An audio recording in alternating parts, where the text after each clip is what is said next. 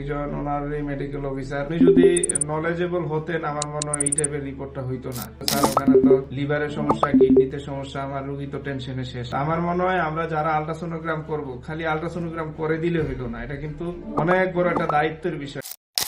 একটা পেশেন্টের ultrasonogram report মূলত একজন মেডিকেল অফিসার আমাদের সদর হাসপাতালে করেছেন। উনি মূলত দিয়েছেন যে হেপাটিক প্যারেনকাইমার ইকোজেনিসিটি ইন কোর্স, তারপরে হচ্ছে একিউট হেপাটাইটিস, এরপর renal cortical echogenicity is raised in both kidney, bilateral renal parenchymal disease, তারপরে বাকি দুই একটা ফাইন্ডিংস দিয়েছে।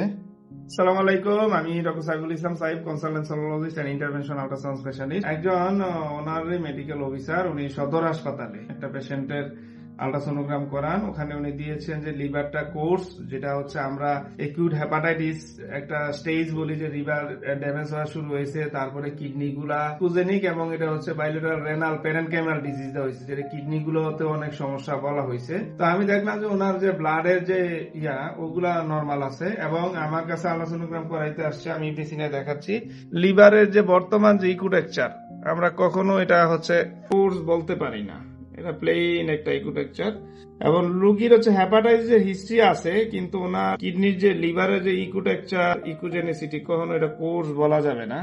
কিডনি কখনো দেখে এটার হয় সাইজ শেপেও বলা যাবে না যে বড়, তারপরে আবার কর্টিক্যাল যে থিকনেস ওইটাও নর্মাল, দুইটা কিডনি সেম। তো এখানে কিডনিটা নর্মাল স্ট্রাকচার, লিভারও নর্মাল স্ট্রাকচার। তো আমার কাছে মনে হয়েছে আর কি যে আমাদের সদর হাসপাতালে তো অনেক গরিব রোগী আসেন এবং সবার সামর্থ্য নাই প্রাইভেট হাসপাতালে আসলে আল্ট্রাসোনোগ্রাম করার, এবং সদর হাসপাতালে অনেক ধরনের বড় বড় অপারেশন হয়, আমাদের স্যার ম্যাডামরা করেন। তো দায়িত্বশীল জায়গায় আমরা যদি একজন ওনারই মেডিকেল অফিসার, আপনি যদি নলেজেবল হতেন আমার মনে হয় এই টাইপের রিপোর্টটা হইতো না।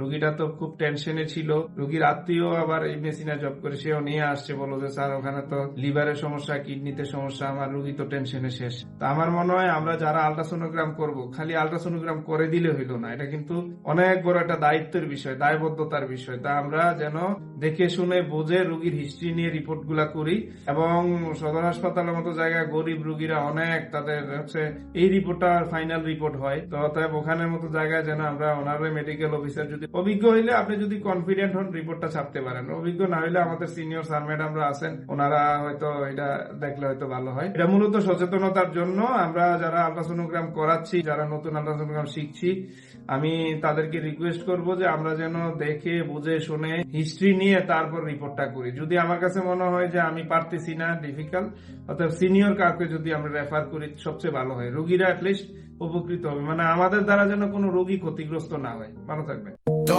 Dark, shiny holography.